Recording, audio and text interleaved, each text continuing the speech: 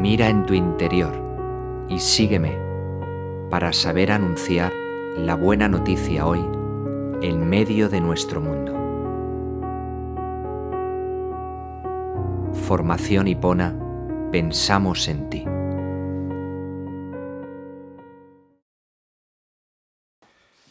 Bueno, pues hola a todos.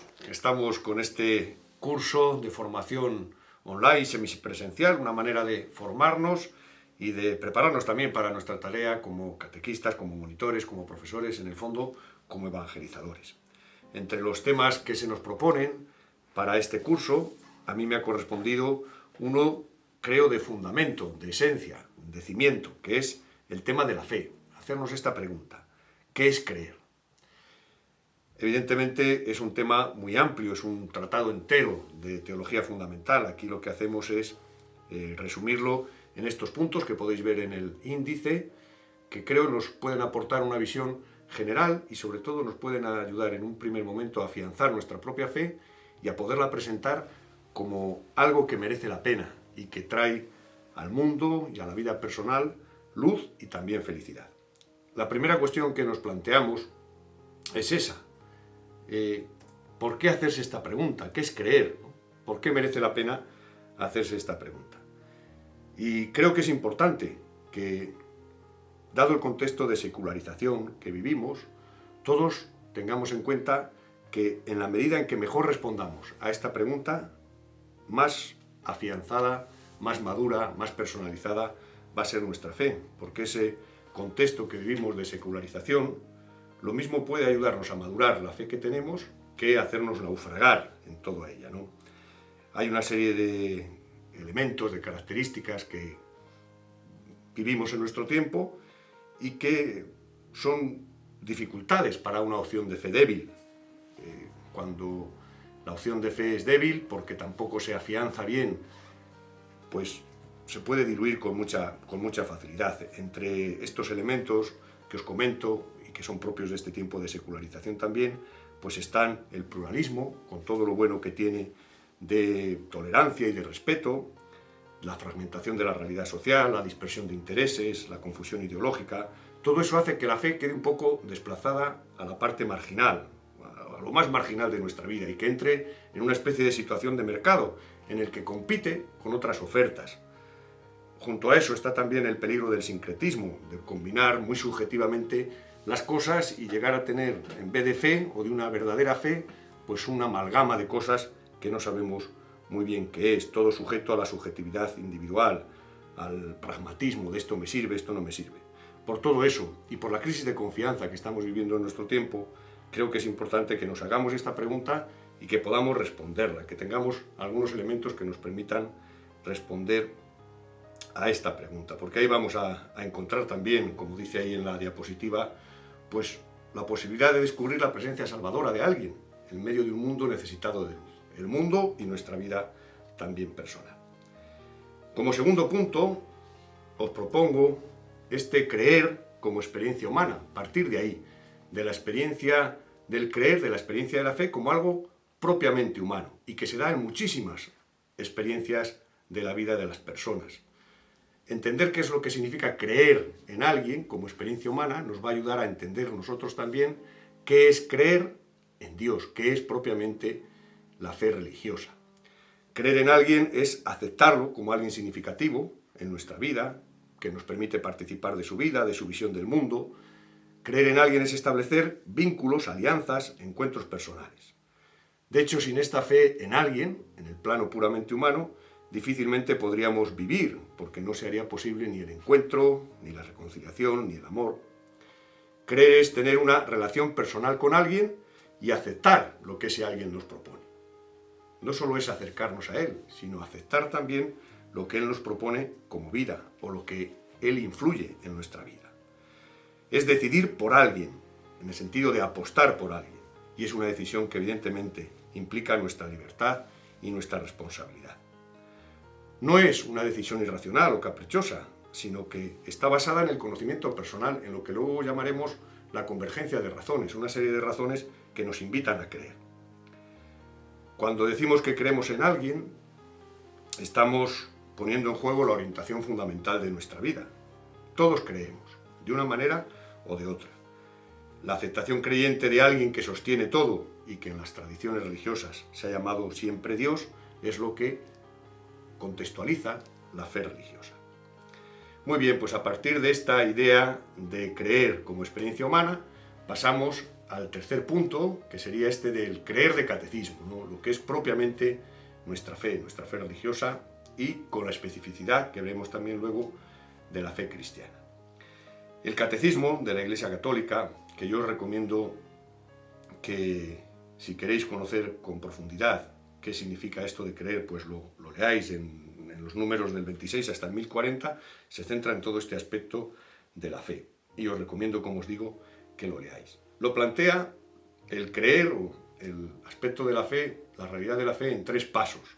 Primero el deseo, el segundo la revelación y la tercera o el tercer paso propiamente la fe, como respuesta a esa revelación que también da respuesta a su vez al deseo que vivimos en nuestros corazones. En primer lugar, el deseo de Dios, ¿no? El deseo de Dios que está escrito en el corazón de cada hombre, porque ha sido creado por Dios y para Dios. Es lo que San Agustín expresa bellamente en esas primeras líneas de las confesiones. Nos hiciste, Señor, para ti, y nuestro corazón está inquieto hasta que descanse en ti. Este deseo de Dios inscrito en nuestros corazones es lo que nos hace seres religiosos. Y aunque es una experiencia, el deseo de Dios, que puede ser rechazada, que puede ser olvidada por muchas razones, siempre está ahí el rescoldo de lo que vive, de lo que arde en nuestro corazón. Dios no deja de llamar a todo hombre para que lo busque, lo encuentre y viva feliz. En ese sentido, el deseo es provocado, es decir, la iniciativa siempre es de Dios. Nosotros deseamos el encuentro con Dios, deseamos la verdad de Dios, pero es el mismo Dios el que suscita ese deseo en nuestros corazones. Esta búsqueda exige de nuestra parte un corazón recto y también el testimonio de otros, la honestidad de fiarnos de los demás, de tener un corazón que busca con rectitud, que busca con honestidad.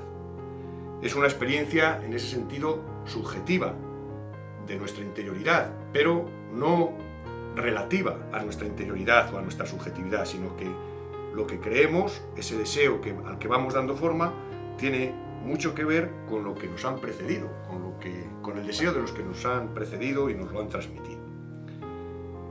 En segundo lugar, dentro de este creer de catecismo y de este apartado del deseo de Dios, está la idea de que ni el mundo ni el hombre tienen en sí mismos el principio, ni el fin último. Todo está sustentado en Dios. Por eso buscamos el apoyo en Dios, volver a reposar en Dios. Eso es lo que de alguna forma también fundamenta el deseo. Y en último lugar, aunque el hombre puede conocer la existencia de Dios por sus facultades más naturales, nunca llegaría a ese encuentro íntimo con el Señor si el Señor no tomara esa postura de darse a conocer, de revelarse, que es lo que posibilita que por la gracia podamos acoger en la fe esta revelación de Dios. Justo ese es el segundo paso que plantea el catecismo, el de la revelación, de cómo Dios sale al encuentro del hombre. Quiere hacerles a los hombres capaces de conocerle, de ir a su encuentro un poquito más allá de lo que les permiten sus capacidades naturales, por ejemplo, la huella de Dios en la creación o en la misma experiencia humana. Cuando Dios sale al encuentro del hombre y se revela, tenemos la posibilidad de conocerle, de amarle, de encontrarnos con él. ¿Cómo se revela Dios? Pues fundamentalmente a través de acciones y palabras.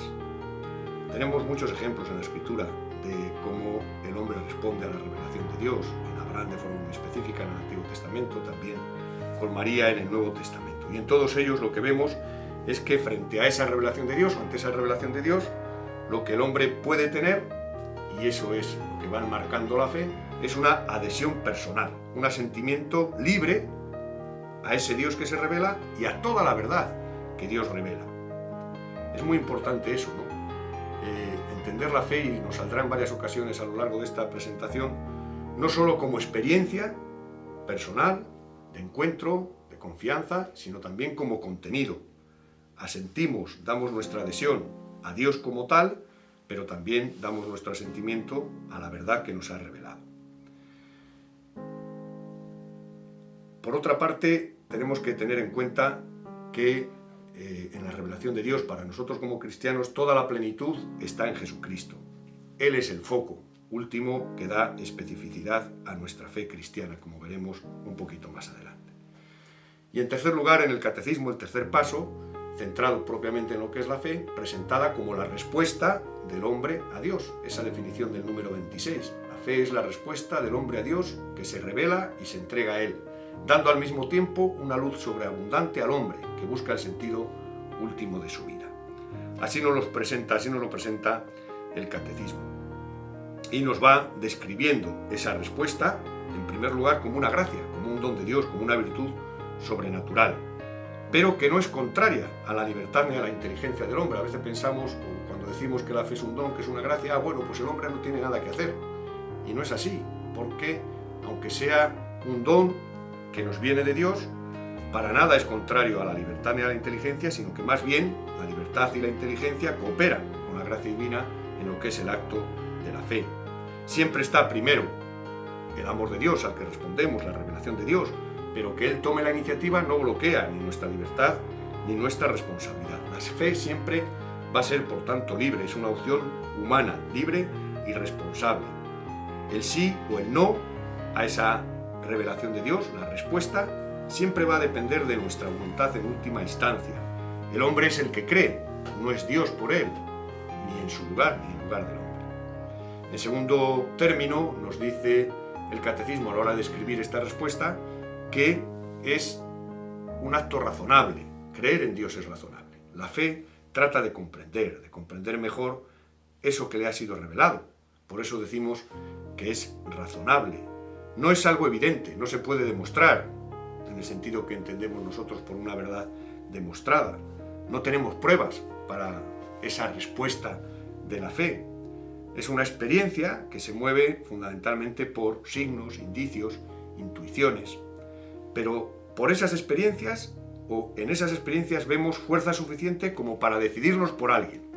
Son razones suficientes como para desembocar en una conclusión razonable, en una decisión razonable, aunque no sea una conclusión puramente racional o demostrada.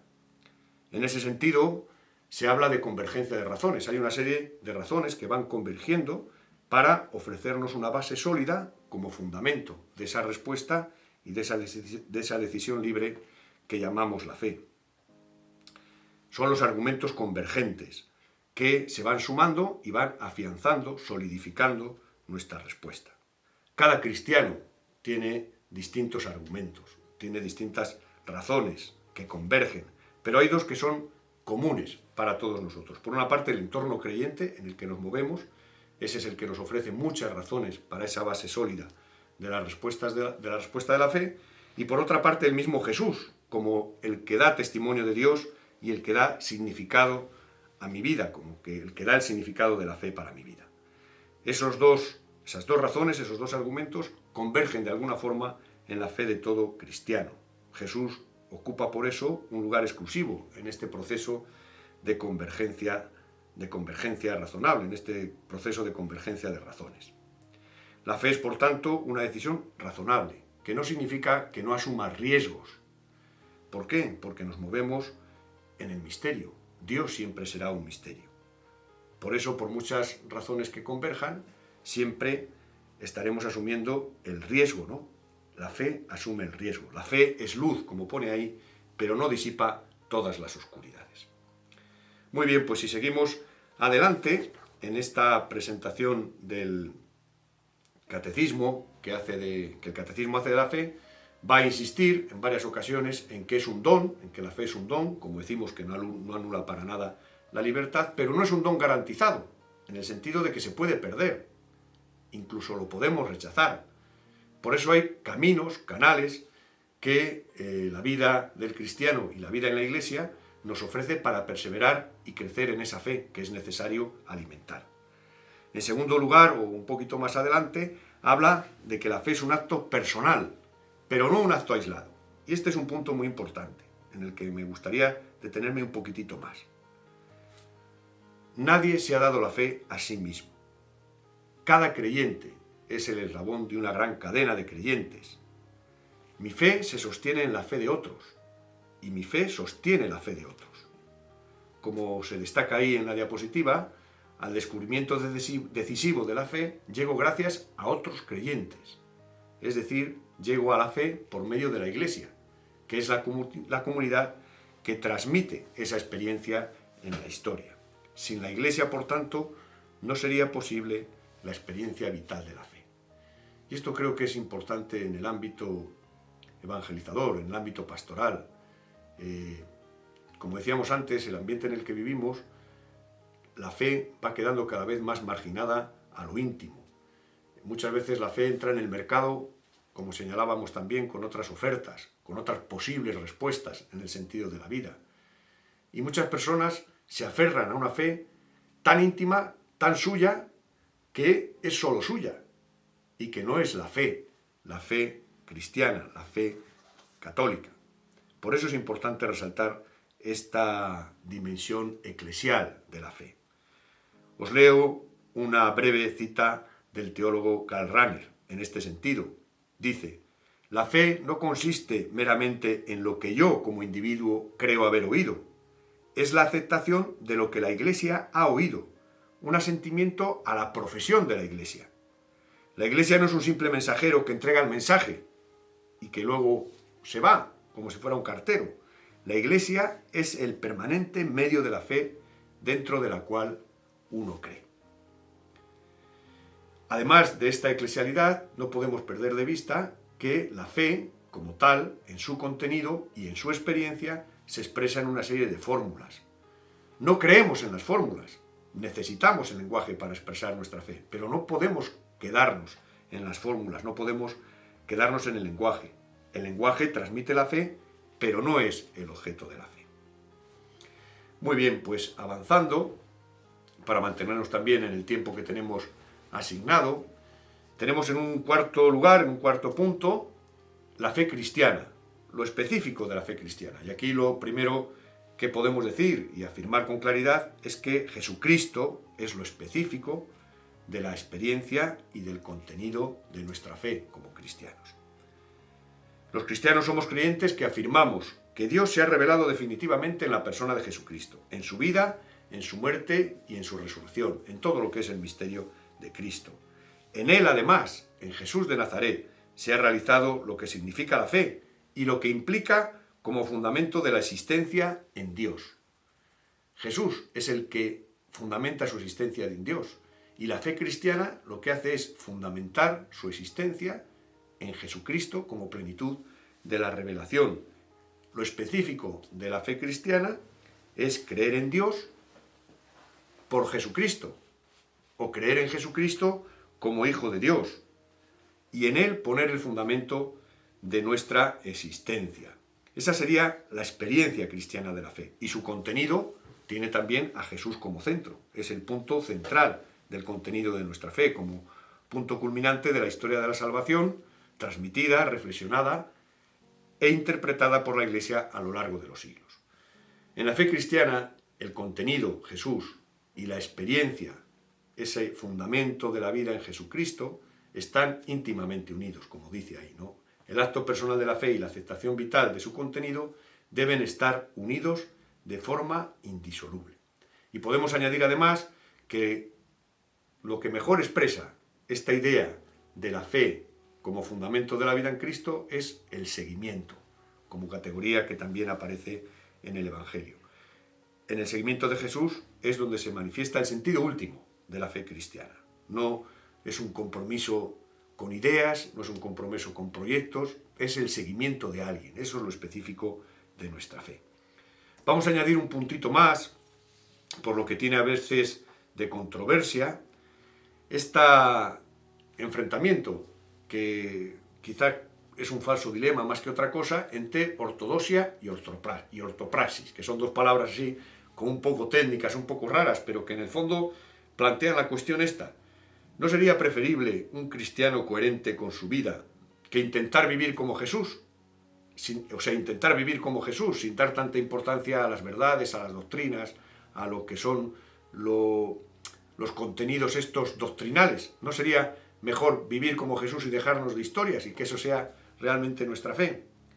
Bueno, pues ojalá viviéramos como Jesús, ciertamente. Ojalá viviéramos como Jesús. Pero también tenemos que afirmar que una experiencia cristiana que no se oriente según el contenido normativo de la fe, es decir, que no se ajuste a unos contenidos normativos, corre el peligro de diluirse en una mezcla de cosas, en una amalgama extraña de cosas que ni es nuestra fe ni nada que se le parezca. La auténtica vida, la auténtica praxis de la fe, debe estar sostenida por la luz del contenido de la fe, por una ortodoxia consecuente y coherente. Esa creo que es la forma de enfrentar este falso dilema. Es el contenido de la fe el que nos señala hacia dónde y el cómo vivir. Es lo que creo, también las verdades que creo, lo que va orientando mi experiencia de fe, mi experiencia de vida. En el mismo Jesús, que hemos dicho que es el centro de nuestra fe, el núcleo de su manera de vivir, su compasión, su ponerse al servicio del hombre, su salvación, tiene como centro la ortodoxia, lo que cree, el contenido de lo que cree, la infinita misericordia del Padre. Por tanto, pongámonos siempre como meta vivir como Jesús, pero sepamos que nuestra fe, ese vivir, se asienta en unos contenidos que además, como hemos dicho, tienen como gancho y como fundamento también la fe de otros, esa dimensión eclesial que hemos señalado. Y para terminar, simplemente compartir con todos vosotros en esta idea de una síntesis muy apretada de lo que es la fe, de lo que significa creer, pues los aspectos propios o más propios de lo que es la actitud creyente hoy para nosotros, en medio de ese ambiente que comentábamos al principio, donde apenas si se discute la posibilidad o la necesidad de la fe. Lo que existe más que nada y fundamentalmente en torno a la fe es indiferencia. Dice Walter Casper, un gran teólogo, que de la fe en Dios hoy ya no parten estímulos que determinen la vida y la historia. Es como que la fe no tiene que ver con nosotros, con el hombre moderno. Toda esa realidad hace que nos cuestionemos cómo tiene que ser en medio de ese ambiente esta fe, descrita como lo hemos venido haciendo en este breve resumen, ¿no? Y creo que son importantes esos 4 puntos en ese orden que aparecen ahí en la diapositiva. Por una parte, no podemos perder de vista que la calidad de nuestra fe, la verdad de nuestra fe, se confronta, se calibra en la confrontación de actitudes con las propuestas del Evangelio. Es decir, cuanto más acorde esté mi vida con las propuestas del Evangelio, más auténtica es mi fe. Y ese puede ser un criterio muy importante, ¿no? Amar al Señor con todo el corazón, amar al prójimo, hacer verdad las bienaventuranzas, son los criterios que autentifican mi fe hoy, también en medio de este ambiente que nos toca vivir. La fe, como dimensión radical de la libertad, plenamente libre, tiene que ser continuamente renovada y expresada en un testimonio existencial. Es decir, no vale guardármela, sino que se testimonia existencialmente. Y ese testimonio está sostenido por una coherencia, a pesar de los límites, de los errores, de las meteduras de pata, de lo que llamamos el pecado. Hay una coherencia a pesar de los límites en ese compromiso de vivir las bienaventuranzas, en ese compromiso de vivir las propuestas del Evangelio. En tercer lugar, hoy, en nuestro ambiente, estamos llamados a presentar la autenticidad de la fe desde la categoría de confianza incondicional en Dios, de que Dios es nuestro centro, de que Dios es nuestra brújula. Y esto implica descentrarse de uno mismo, ¿no? Es el 4º punto. Implica no estar centrados constantemente en nosotros mismos, porque eso es lo que va a posibilitar el encuentro con el misterio, que es el fundamento de la fe y el fundamento de nuestra vida de fe.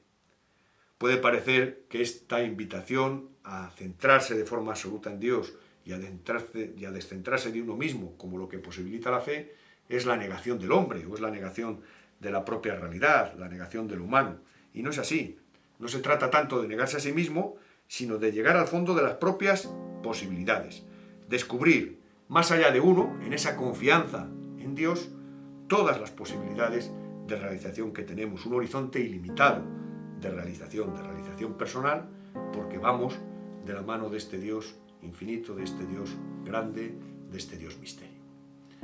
Espero que esta breve presentación os pueda servir para lo que decíamos al principio, conocer mejor nuestra propia fe y en ese sentido también vivirla mejor. Muchas gracias.